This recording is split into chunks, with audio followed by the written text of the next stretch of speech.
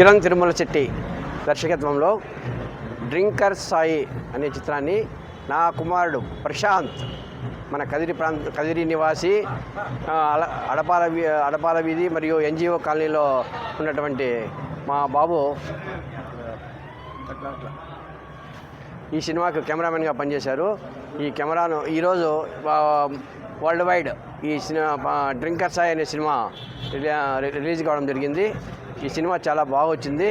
ఇప్పుడు కూడా ఈ కృష్ణా థియేటర్లో మన కదిరి ప్రాంతానికి చెందినటువంటి కృష్ణా థియేటర్లో ఈ చిత్రాన్ని ప్రదర్శించడం జరిగింది. సినిమా ఈ మొత్తం థియేటర్ కూడా ఫుల్ కావడం జరిగింది. సినిమా చాలా బాగా వచ్చింది.